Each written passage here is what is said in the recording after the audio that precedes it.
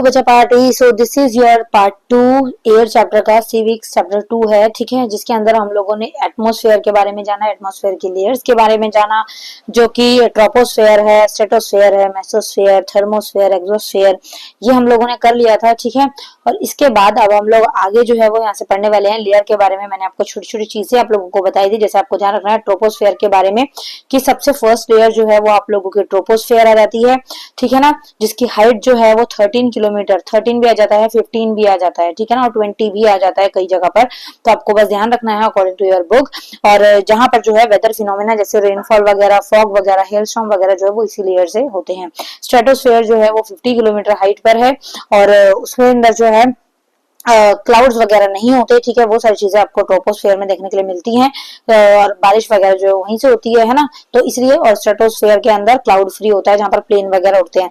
उसके बाद मेसोस्फेयर होती है, मेसोस्फेयर जो है वो थर्ड लेयर होती है और जिसकी हाइट जो है वो 80 किलोमीटर रहती है, ठीक है। मेट्रॉइड्स वगैरह जो बर्न होते हैं, जो गिरते हैं धरती पर, वो इसी लेयर के थ्रू होते हैं, मतलब इसी लेयर से होते हैं। थर्मोस्फेयर जो है वो क्या है, एक मतलब 4th नंबर की लेयर है, ठीक है ना, और ये किसके बीच में पड़ती है, अगर आप यहाँ पर देखेंगे तो ये लेयर जो है वो हेल्प करती है रेडियो ट्रांसमिशन में, मतलब जो फोन की रेडिएशन है, रेडियो की वेव्स हैं, वो सारी चीजें थर्मोस्फेयर से जाती हैं। फिर एक्सोस्फेयर आ जाता है जो कि लास्ट लेयर है और ये लेयर सबसे ज्यादा पतली है, ठीक है, जिसमें हीलियम और हाइड्रोजन की मात्रा रहती है। ओके, आगे हम पढ़ लेते हैं वेदर एंड क्लाइमेट। वेदर और क्लाइमेट क्या है। सबसे पहली चीज, it is going to rain today, will it bright and sunny today. How many times we heard this from anxious cricket fans speculating the fate of a one day match. If we imagine our body to a radio and the mind its speaker, weather is something that fiddle with the control knobs. तो ये simple सी चीज क्या है, कई बार हमें सुनने को मिलता है कि आज जो है बारिश होगी, आज जो है वो मौसम साफ रहेगा, आज जो है वो आसमान में बादल छाए रहेंगे, आज जो है वो धूप तेज रहेगी। तो ये सारी चीजें जो हम सुनते हैं ये क्या है, मतलब ये सारी चीजों के लिए जब हमें सुनने को मिलती है तो इसका मतलब होता क्या है।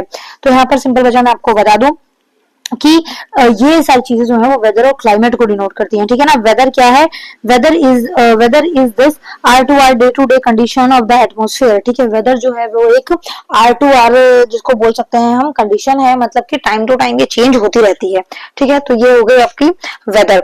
उसके बाद में ये परमानेंटली नहीं होता, ये टाइम टू टाइम जो है वो बदलता रहता है, ठीक है। A hot or humid weather may make one cheerful and even plan for an outing. Weather can change dramatically from day to day. However, the average weather condition of a place. तो simple सी चीज इन्होंने एक और चीज बोल दी कि जो वेदर है, एक मिनट में ब्राइटनेस तेज करूं, ब्राइटनेस कम है, ठीक है। जो वेदर है वो क्या करता है, डे टू डे जो हमारी प्लानिंग होती है उनको बनाता है। जैसे कि मान लो अगर अच्छा वेदर है तो हम घूमने निकल जाते हैं, अगर रेनी है तो हम घर में रुक जाते हैं, अगर धूप बहुत तेज निकली है तो हम शाम के टाइम बाहर निकलते हैं, अगर मौसम ठीक है तो हम दिन के टाइम भी बाहर निकल जाते हैं। तो ये सारी चीजें जो है वो टाइम टू टाइम चेंज होती रहती है। उसके बाद आता है क्लाइमेट, और क्लाइमेट क्या है, however the average weather condition of a place for a longer period of time. अगर कोई जगह की जो कंडीशन है, जो क्लाइमेट है, जो टेम्परेचर है वो लॉन्गर पीरियड ऑफ टाइम तक एक जैसा है तो उसको क्लाइमेट कहते हैं, ठीक है। Now do you understand why we have daily weather forecast. अब जो है अब आप लोगों को जो है समझ आया है कि हम लोगों को जो डेली वेदर फोरकास्ट है वो किस तरीके से होता है। तो वेदर फोरकास्ट यही है, बोला जाता है कि आज बादल साफ रहेंगे, आज मौसम ठीक रहेगा, आज बेकार रहेगा, वो सारी चीजें, ठीक है। आगे है, you will be surprised to know that Earth receive only one in, अब देखो कितने जीरोस हैं, 3 और 3 6 और मतलब कि 6 के बाद 7 8 9, तो यहाँ पर आप लोगों को 200 करोड़ समथिंग है ये parts of the sun's energy. अब यहाँ सरप्राइज हो जाएंगे दैट अर्थ जो है रिसीव वन, सिर्फ एक पार्ट जो है सन जो है एनर्जी का रिसीव करता है, जो पूरा सन की एनर्जी होती है उसका, ठीक है ना। और ये बहुत ज्यादा ही हो गया। उसके बाद में मतलब 1% सिर्फ रिसीव करती है अर्थ। उसके बाद temperature, the temperature you feel every day is the temperature of the atmosphere. जो टेम्परेचर हम फील करते हैं वो क्या है, टेम्परेचर है एटमॉस्फेयर का। और the degree of hotness and coldness of air is known as temperature. Simple सी चीज है, गर्म चीज हो रही है या ठंडी चीज है तो उसको जब हम मेजर करते हैं तो वो टेम्परेचर फॉर्म में ही होता है। The temperature of the atmosphere change not only between the day and night but also season two season. अब जब टेम्परेचर है एटमॉस्फेयर का वो सिर्फ ऐसा नहीं है कि रात और दिन में चेंज होता है, वो डे टू नाइट कन्वर्ट भी होता है कि डे में अलग है, नाइट में अलग है, और सीजनल भी रहता है, जैसे सर्दी में अलग रहेगा, गर्मी में अलग रहेगा, ठीक है। तो इस तरीके से भी चेंजेस देखने के लिए मिलते हैं। An important factor that influence the distribution of temperature is insolation. Insolation is the incoming solar energy interrupted of the earth. अब जो हमारा बचा टेम्परेचर है ना, वो कई फैक्टर से भी डिस्टर्ब होता है। सबसे पहले इंसोलेशन हो जाता है। इंसोलेशन क्या है? जो हमें सोलर एनर्जी मिलती है सूरज से अर्थ को लेकर, उसके अंदर जो डिस्टर्बेंस होती है, ठीक है ना, जो वहां से हमें जो मिल रही है उसके अंदर जो है कुछ चेंजेस होते हैं, तो उससे भी हमारे जो फैक्टर हैं वो इन्फ्लुएंस होते हैं, जो वेदर टेम्परेचर के होते हैं। जैसे कि the amount of insolation decrease from the equator toward the poles, therefore the temperature decrease in the same manner. अगर हम बोलेंगे कि इंसुलेशन जो है वो क्या है, इंसुलेशन इज द इनकमिंग, अब जो सोलर एनर्जी हमें रिसीव हो रही है, ठीक है ना, अर्थ को मिल रही है सन से, अगर उसके अंदर कमी होती है तो क्या होता है, वहां पर टेम्परेचर कम हो जाता है, मतलब वहां पर सर्दी हो जाती है। और अगर टेम्परेचर जो है वो बढ़ रहा है तो वहां पर टेम्परेचर ऑटोमेटिकली हाई हो जाता है। It would become too warm for some of the crops to grow. अब कई जगह पर ये बहुत ज्यादा हो जाता है, और जो कि अच्छा भी है, क्योंकि कुछ फसलें जो है वो ज्यादा टेम्परेचर मांगती है, और कई जगह पर ये बहुत कम भी हो जाता है। This heat is release during the night. और कई जगह पर जो है कम टेम्परेचर की जरूरत होती है या फिर ठंडे टेम्परेचर की जरूरत होती है, तो वो हमें कहाँ से मिलता है, वो हमें रात को मिलता है। कुछ फसलें ऐसी हैं जिनको ठंडे टेम्परेचर की जरूरत होती है। Also the crowd high rise building of the cities trap the warm air and thus raise the temperature of the cities। अब यहाँ पे क्या है, क्राउडेड जो बढ़ रहा है, मतलब बिल्डिंगें जितनी बढ़ रही हैं सिटीज के अंदर, ठीक है ना, उनसे क्या हो रही है, हमारे टेम्परेचर के अंदर हमारा जो एनवायरनमेंट है उसमें गर्मी पैदा हो रही है। और गर्मी पैदा होने से क्या होता है कि हमारे जो क्लाइमेट है वो गर्म होने लग गया। आप लोगों ने देखा होगा पहले के टाइम की गर्मियों में और अब के टाइम की गर्मियों में बहुत ज्यादा गर्मी होने लग गई है, और बहुत ज्यादा टेम्परेचर जो है वो होने लग गया है ना। उसके बाद आता है next topic is air pressure. अब what is air pressure? You will be surprised to know that air above us press us with a great force on our bodies, however we don't even feel it। अब यहाँ पर बच्चा simple सी चीज बोल रहे हैं कि आप सरप्राइज हो जाएंगे जान के कि एयर जो है वो क्या करती है, हमारी बॉडी को फोर्स करती है, ठीक है ना, और हमारी बॉडी को टच करती है और हमारी बॉडी जो है उससे मूव करती है, बट हमें वो फील नहीं होता। This is because the air pressure us from all direction and our body exert a counter pressure. वो इसलिए क्योंकि जो एयर प्रेशर हमें हमारी बॉडी को फील होता है, और वो हमारी बॉडी का जो टेम्परेचर है वो दोनों आपस में इतना मॉडरेट रहते हैं कि वो हमें फील नहीं होने देती, ठीक है ना। हमारी बॉडी फील नहीं कर पाती कि हम हवा की वजह से मूव कर रहे हैं या हवा की वजह से हमें कुछ फील हो रहा है। एयर प्रेशर इज डिफाइंड, अब एयर प्रेशर होता क्या है, air pressure is defined as the pressure exerted by the weight of the air on the earth surface. अब एयर प्रेशर जो है वो इस तरह से डिफाइन किया जा सकता है कि जो प्रेशर बनता है, ठीक है ना, by the air of weight of air, मतलब एयर के वेट की वजह से। अब एयर का वेट तो आपको होता नहीं है, आप लोग ये सोचेंगे, बट नहीं, ऐसा नहीं है बच्चा, एयर का वेट भी होता है, ठीक है ना। तो जो प्रेशर जो है वो बनता है, क्रिएट होता है हवा के दबाव की वजह से, किस पर, अर्थ के सरफेस के ऊपर, तो उसको हम बोलते हैं एयर प्रेशर, ठीक है ना। As we go up the layer of atmosphere, the pressure falls rapidly। जैसे जैसे हम एटमोस्फेयर की लेयर्स में जाएंगे, अभी हमने पढ़ी ना ट्रोपोस्फेयर, मेसोस्फेयर, एक्सोस्फेयर, वो सारी लेयर्स, जैसे जैसे हम ऊपर जाएंगे वैसे वैसे टेम्परेचर जो है वो कम होता जाएगा, वैसे वैसे जो एयर प्रेशर है वो कम होता जाएगा। The air pressure is highest at sea level and decreases with height. Air pressure जो है वो सी लेवल के ऊपर जो है वो सी लेवल के ऊपर जो है वो हाईएस्ट रहता है, जैसे जैसे हम उससे दूर होते हैं वैसे वैसे टेम्परेचर जो है वो कम होता जाता है, ठीक है। Horizontally the distribution of air pressure influenced by temperature of air at given place in areas where temperature is high, the air gets heated and rises. This creates a low pressure area. Low pressure is associated with cloudless skies and wet weather। अब यहाँ पर simple सी चीजें बोल रहे हैं बच्चा, low pressure जो है वो क्या रहता है, क्लाउडी स्काइज, और मतलब कि अगर ठंडा मौसम है और गीला मौसम है, मतलब कि वेट है वेदर, रेनी मौसम है, तो उस टाइम पर टेम्परेचर जो है वो लो रहता है, लो प्रेशर रहता है, ठीक है ना, हवा का, क्योंकि हवा उस टाइम पर ठंडी हो जाती है। जो गर्म हवा होती है वो क्या होती है, आपकी हाई प्रेशर में रहती है, ठीक है। Temperature high, air gets heated and rise in areas जहाँ पर टेम्परेचर हाई रहता है, वहाँ एयर जो है वो हीटेड रहती है और गर्म रहती है, ठीक है ना, और हॉट रहती है। तो ये आई थिंक आपको समझ आ गया होगा, एयर के बारे में है, एयर प्रेशर आपको मेन ध्यान रखना है, ठीक है। उसके बाद आता है विंड। अब एक लाइन और थी, air always move from high pressure areas to low pressure area. Air जो है हमेशा कहाँ से कहाँ मूव करती है, हाई प्रेशर से लो प्रेशर के बीच में। ठीक है, यहाँ पर साइड में बॉक्सेस दिए हुए थे, ये भी पढ़ लेते हैं। On the moon there is no air and hence no air pressure. अब जो मून है उसके ऊपर एयर नहीं है और एयर का कोई प्रेशर भी नहीं है। Astronaut have to wear special protective space suits filled with the air when they go on the moon. If they do not wear this space suit the counter pressure exerted by the body of the astronaut would make the blood vessel burst, the astronaut would bleed. अब यहाँ पर simple है बच्चा, जब moon के ऊपर तो हवा नहीं है, ठीक है ना, तो इसीलिए आप लोगों ने देखा होगा जो स्पेस में लोग जाते हैं, एस्ट्रोनॉट जाते हैं, उनके पास स्पेशल सूट होता है, ऑक्सीजन होती है, तो बहुत सारी चीजें वो वेयर करके जाते हैं। वो क्यों? अगर वो ओपन अपनी बॉडी को छोड़ देंगे, वहां पर आप लोगों ने नोटिस भी किया होगा, अगर एस्ट्रोनॉट्स को देखा हो, उनके पास एक स्पेशल सूट होता है। अगर वो नॉर्मल अपनी बॉडी को छोड़ देंगे ना, तो जो वहां पर हवा नहीं है और बॉडी जो है वहां पर क्या होगा, उस एयर प्रेशर जो है वो रिसीव नहीं कर पाएगी। उस वजह से हमारी जो वेसल्स हैं, जो हमारी मांसपेशियां हैं, जो हमारी मसल्स हैं, वो सारी की सारी ब्लीडिंग होना स्टार्ट हो जाएगी, वो सारी की सारी फट जाएंगी। ठीक है, ओके, तो इसलिए प्रॉब्लम क्रिएट होती है। आगे क्या है? विंड। अब विंड क्या है? अब wind is a name after the direction from which it blows. अब विंड क्या है? विंड को जो है नाम दिया जाता है जिस जगह से वो बहती है, जिस साइड से वो बहती है, उसी को जो है उस हिसाब का विंड का नाम दे दिया जाता है। ठीक है ना। The wind blowing from the west is called westerly. अब वेस्ट की साइड से जो बह रही है हवा, उसको वेस्टर्ली कहा जाएगा, ईस्ट की साइड से ईस्टर्ली कहा जाएगा।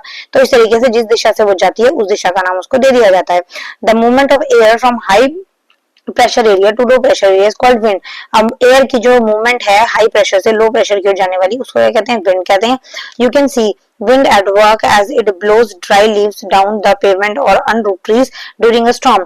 अब आप लोगों ने देखा होगा हवा का जो काम है, जैसे कि तूफान आता है तो सूखी चीजें, सूखे पत्ते पड़े होते हैं, वो उसको अपनी दिशा में बहाकर ले जाती है ना।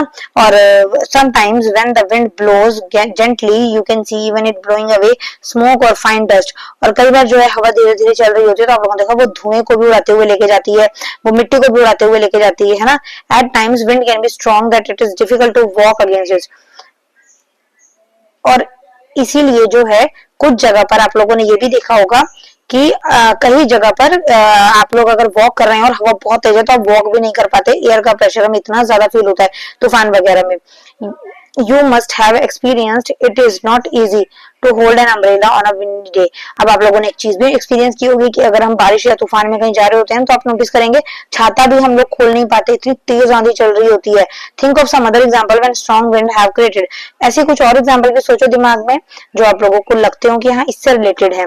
ओके, अब सिंपल सी चीज है, हवा का जो प्रेशर है वो हमें फील हो गया और हवा जो है वो एक तरीके से फील होती है। ठीक है ना, वो आप लोगों को मैंने काफी एग्जांपल दिया तो इससे समझ आया होगा। अब आगे जो है यहाँ पर देख लेते हैं problem for you. Wind can be broadly divided into 3 types. अब विंड जो है वो 3 टाइप्स में डिवाइडेड है। First permanent winds, seasonal winds और लोकल विंड्स। ठीक है, तो सबसे पहले हम देख लेते हैं permanent winds. The trade winds westerlies and easterlies are the permanent winds. This blow constantly through the year in a particular direction. अब ये जो विंड्स है ना बच्चा, ये हमेशा चलती हैं। देखो हवा तो हमारी लाइफ में है ही, है ना, हवा के बिना हम जिंदा रह ही नहीं सकते, तो हवा तो चलनी है। तो ये परमानेंट विंड्स है। ठीक है ना, ये ईस्ट की साइड से जोड़ेंगे वो ईस्टर्न, जो वेस्ट की साइड से जोड़ेंगे वो वेस्टर्ली। तो विंड्स तो उड़ी रही हैं, ये परमानेंट रहती हैं, पूरे साल ये हमें देखने के लिए मिलती हैं, तो इनको हम क्या कहेंगे? Permanent winds. ओके, उसके बाद आता है seasonal winds. These winds change their direction in different season, for example monsoon in India. और ये जो विंड्स हैं ये क्या होती हैं? सीजनल विंड्स जो है वो अपने डायरेक्शन चेंज करती रहती हैं। जैसे आप लोगों ने देखा होगा मॉनसून सीजन में अगर बारिश आ रही है तो वो अगर तूफान आया तो इस तरीके से हवा चलने लग गई इधर से, अगर इस इलाके में अगर तूफान आ गया तो वो इधर से बारिश बरसातें हो रही तो इधर से हवा चलने लगी, तो इनकी कोई डायरेक्शन फिक्स नहीं होती। ठीक है, उसके बाद local wind. These blows only during a particular period of day. अब लोकल विंड क्या है? These blow only during a particular day और year in a small area, for example land and sea breeze. Do you recall the hot and dry local winds of northern plains of India? It is called loo. अब local winds बच्चे ये होती हैं जो particular area में चलती है, जो पर्टिकुलर एरिया वाइज में जाती हैं कि हाँ भाई ये चीज जो है, मम्मी धीरे बोलो। तो इसलिए जो है लोकल विंड्स क्या करती हैं? लोकल विंड्स बचा होती हैं जब सिंपल सी चीज है कि मतलब कि एक पर्टिकुलर एरिया में चलती हैं और एक पर्टिकुलर टाइम के लिए चलती हैं। जैसे गर्मियों में आप लोगों ने अगर नॉर्थ साइड पे रहते हो, हरियाणा, पंजाब, दिल्ली साइड, तो आप लोगों ने नोटिस किया होगा कि यहाँ पर जो है लू चलती है गर्मियों के अंदर, है ना भाई। हमारे यहाँ तो चलती है जून के टाइम पे, इतनी ज्यादा गंदी गर्मी रहती है और लू चल रही होती है, मतलब उस टाइम पे गर्म हवा इतनी ज्यादा चल रही होती है ना कि बस बैठा भी नहीं जाता है, उस गर्मी में रहा भी नहीं जाता है। तो इसलिए ये जो है वो थोड़े टाइम पीरियड के लिए रहती है, ठीक है। अब ये आप लोग एक डायग्राम देख सकते हैं, डायग्राम से आपको थोड़ा थोड़ा रहेगा, ये इक्वेटर है, ठीक है ना, और 23.5 ये सारे आपको दिए हुए हैं उनके डायरेक्शंस, और यहाँ से जो है आप लोग देख सकते हैं हाई प्रेशर बन रहा है, ठीक है, और लो प्रेशर बन रहा है। ये जो है ये विंड डायरेक्शन के बच्चा मतलब कि ये है कि किस तरह से विंड आती है, और ईस्ट से वेस्ट की तरफ जाती है, वेस्ट से ईस्ट की तरफ जाती है, ठीक है। तो इस तरीके से है ये। बाकी ये आप लोगों को इतना ज्यादा डीपली पढ़ने की जरूरत नहीं है, ये भी आप हायर क्लासेस में आराम से पढ़ेंगे ही, ठीक है। फिर ये साइक्लोन आया था, नेचर्स फरी, ये साइक्लोन के बारे में है, उड़ीसा का, ये आप लोगों ने थोड़ा सा पढ़ लेना है, ये आप पढ़ के काफी आपको नॉलेज ही मिलेगी, ओके। उसके बाद moisture, when water evaporate from land, अब मॉइस्चर क्या होता है, मॉइस्चर का मतलब होता है नमी, ठीक है, जो चिपचिप हो जाता है, जहाँ मॉइस्चर नमी होती है उसको मॉइस्चर कहते हैं। क्या है, when water evaporate from land and different water bodies, जब वाटर इवेपोरेट होता है मतलब पानी को सोखा जाता है, पानी अपने आप को सोखता है, कहाँ से, वाटर बॉडीज से, ठीक है ना, और लैंड से, तो वो क्या होता है, वो वाटर वेपर बन जाता है, मतलब वो भाप की शेप ले लेता है। Moisture in the air at any times is known as humidity, और जो एयर के अंदर मॉइस्चर रहता है ना बच्चा, जब वो इवेपोरेट कर होता है तो एयर जो है वो मॉइस्चराइज हो जाती है, तो उसको क्या बोलते हैं, ह्यूमिडिटी बोलते हैं। गर्मियों में ह्यूमिडिटी बहुत ज्यादा फील होती है, आपने नोटिस किया होगा, बॉडी पूरी चिपचिप चिपचिप हो रही होती है। इवन हम पंखे के आगे, कूलर के आगे, जितनी मर्जी हवा के आगे बैठ जाएं, एसी को छोड़ के, अगर हम बाकी हवा वाली चीजों के आगे बैठेंगे ना, हमारी बॉडी ऑटोमेटिकली चिपचिप ही रहेगी। When the air is full of water vapour we call it humid day, और जब एयर के अंदर वाटर वेपर बहुत ज्यादा हो जाता है तो वो ह्यूमिड डे कहलाता है, ठीक है ना, ह्यूमिडिटी बहुत ज्यादा हो जाती है। As the air gets warmer, इसमें हवा जो है बहुत गर्म हो जाती है, its capacity to hold the water vapour increase, so it becomes more and more humid, उसकी जो कैपेसिटी है वो गर्म है तो उसकी कैपेसिटी वाटर इवेपोरेट करने की ज्यादा हो जाती है, इस वजह से ह्यूमिडिटी बहुत ज्यादा हो जाती है। On a humid day, clothes takes longer to dry and sweat from our body does not evaporate easily, और इस टाइम पर ह्यूमिडिटी वाले दिन के टाइम पर क्या होता है कि क्लोथ्स जो हैं वो क्या करते हैं, ज्यादा टाइम लेते हैं सूखने के लिए, क्योंकि हवा के अंदर चिपचिपाहट है, हवा के अंदर नमी है, मॉइस्चराइजेशन है, तो कपड़े जो है वो ऑटोमेटिकली सूखते नहीं क्योंकि हवा सूखी नहीं है, और बॉडी के अंदर भी पसीना रहता है, हमारा जो पसीना है वो जल्दी से नहीं सूखता, आता रहता है, और हमारी बॉडी भी चिपचिप गीली रहती है, ठीक है। और आगे जो है वो क्या बोल रहे हैं, making us very feel very uncomfortable, और इस वजह से हमारी जो बॉडी है वो काफी ज्यादा अनकंफर्टेबल फील भी करती है, ठीक है। When the water vapour rises it start cooling, अब जब वाटर वेपर जो है वो राइज होता है मतलब कि भाप जो है वो बढ़ती है, तो क्या होता है उससे वो कूलिंग स्टार्ट होती है। The water vapour condense causing formation of droplet of water, और जब वाटर वेपर की मात्रा ज्यादा हो जाती है ना, तो उससे क्या होता है, जब कूलिंग हो जाता है मतलब बादल की शेप में आ जाती है उनकी, और बादल के शेप के अंदर आने के बाद वो क्या करते हैं, ड्रॉपलेट ऑफ वाटर की फॉर्म में नीचे गिरते हैं। Clouds are just masses of such water droplet, और वही जो ड्रॉपलेट गिरते हैं वो बादल में से गिरते हैं, आप लोगों ने देखा होगा इवेपोरेट होके बादल छोटे छोटे दिख रहे होते हैं हम लोगों को, काले काले बादल आते हैं, व्हाइट व्हाइट बादल आ जाते हैं, है ना।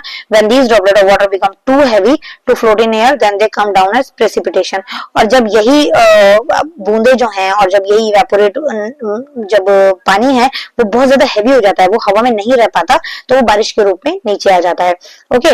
Jet planes flying in the sky leave a white trail behind them, अब जेट फ्लाइंग को आप लोगों ने देखा होगा जहाजों को कई बार कि वो पीछे से ना एक व्हाइट व्हाइट धुआं छोड़ते हुए जाते हैं, नोटिस किया होगा, है ना। तो कई बार हम बच्चे होते तो देखते थे ये भाई जेट जा रहा होता था और यहाँ से ये ऐसे ऐसे करके जो निशान बनते हुए जाते हैं व्हाइट कलर के, तो वो क्या है, the moisture from the air engine condense, अब जो मॉइस्चर है ना जो हवा के अंदर रहता है वो क्या करता है, उसको इंजन जो है वो कंडेंस कर लेता है, ठीक है ना, इंजन से कंडेंस हो जाता है वो मॉइस्चर, और we see trail for this condense moisture for some time when there is no air movement to disturb it, और इसीलिए जब जहाज गुजरता है तो हमें उसके पीछे पीछे एक मॉइस्चराइज एयर का एक टेल सी बनती हुई दिखती है जहां से जहाज गुजर रहा होता है, ठीक है, क्योंकि हवा में बहुत ज्यादा मॉइस्चराइज होता है, फिर जब तक हवा उसको हिलाती नहीं है वो गायब नहीं होता, थोड़े टाइम के लिए हमें वो दिख रहा होता है, ओके। आई होप देखा होगा आप लोगों ने बचपन में, है ना। आगे precipitation that comes down to the earth in liquid called rain, अब वो प्रेसिपिटेशन जो है वो नीचे की तरफ जब आता है, जब वाटर ड्रॉपलेट बहुत भारी होगा तो वो बारिश के रूप में नीचे आएगा और उसको रेन बोला जाता है ना। लिक्विड फॉर्म में most of the ground water come from rain water, और ज्यादा जो ग्राउंड वाटर है वो कहाँ से आते हैं, रेन वाटर से ही बनते हैं। Plants help preserve water when trees on hill sides are cut, rain water flows down the bare mountains and cause flooding of low lying areas, और इस वजह से जो पहाड़ पर कटिंग वगैरह हो रही है फॉरेस्ट की, तो उससे क्या होता है, पानी सीधा बहाव में नीचे आता है और वो फ्लड का रूप ले लेता है। On the basis of mechanism there are 3 types of rainfall, और इस वजह से जो है रेन को जो है वो 3 भागों में डिवाइड किया गया है और 3 टाइप के रेन को यहाँ पर बताया गया है, ठीक है। कौन कौन सी है, यहाँ पर हम देख लेते हैं सिंपल कन्वेक्शनल रेन और ग्राफिक रेन और रेनफॉल और साइक्लोनिक रेनफॉल। ठीक है, तो इसके बारे में भी हम थोड़ा सा पढ़ लेते हैं। Rainfall is very important for the survival of plants. तो ये 3 रेन होती है बच्चा, ठीक है ना, जो भी हमने ऊपर पढ़ी। Rainfall is very important for the survival of plants and animals. It brings fresh water to earth surface. और रेनफॉल जो है वो बहुत ज्यादा जो है वो प्लांट के लिए जरूरी है, एनिमल्स के लिए जरूरी है, हमारे लिए भी जरूरी है ना भाई, नहाना होता है हमें। It brings fresh water to the earth surface, और ये ताजा पानी जो है वो अर्थ के सरफेस को देती है। If rainfall is less, water scarcity and drought occur. अगर बारिश कम होगी या बारिश नहीं होगी तो सूखा पड़ेगा और पानी की कमी हो जाएगी। On the other hand it's more flood take place. और अगर एक जगह ये बहुत ज्यादा हो जाती है तो वहां पर बाढ़ आ जाती है। तो इसलिए ऑप्टिमम वे में हमें बारिश की जरूरत है, पानी की जरूरत है। Other form of precipitation are snow, sleet, hail. Precipitation के और ज्यादा टाइप ऑफ, रेन तो हमें पता है जो हमारे यहाँ होती है, इसके अलावा में बर्फ पड़ना वो भी प्रेसिपिटेशन है। ठीक है ना, वहाँ क्लाइमेट ज्यादा ठंडा रहता है तो वो बर्फ का रूप ले लेते हैं, स्नो का रूप। और ऐसी हेल, हेल होता है ओलो का रूप ले लेते हैं। ठीक है, तो इस तरीके से यहाँ पर ये हो जाता है। ठीक है, तो आई होप ये आप लोगों को समझ आ गया होगा। ये देखिए ये रेनफॉल है, साइक्लोनिक रेनफॉल और फ्रैंकली रेनफॉल और कन्वेक्शनल रेनफॉल। ये देखिए, ठीक है, ये मैंने अभी आप लोगों को समझा दिया। वाटर वेपर राइज होता है तो वो कूलिंग होके वाटर वेपर जो है कंडेंस होके ड्रॉपलेट का फॉर्म ले लेता है। ये मैंने सारी चीजें आपको बता दी हैं। ये इनको जो है इन्होंने एक्सप्लेन नहीं किया है। साइक्लोनिक हो गया और ग्राफिकली हो गया, कन्वेक्शनल हो गया। ठीक है, चलो इतना ज्यादा आपको क्योंकि पढ़ने की जरूरत नहीं है इस चैप्टर में, इसीलिए उन्होंने एक लिमिटेड ही आप लोगों को एक्सप्लेन किया है। ठीक है बच्चा, सो सी यू नेक्स्ट चैप्टर। बाकी आपको साइंस हिस्ट्री की वीडियोस देखनी हो तो आप प्लेलिस्ट पे जा सकते हैं, वहां से आपको सारी वीडियोस मिल जाएंगी। See you next chapter, bye bye.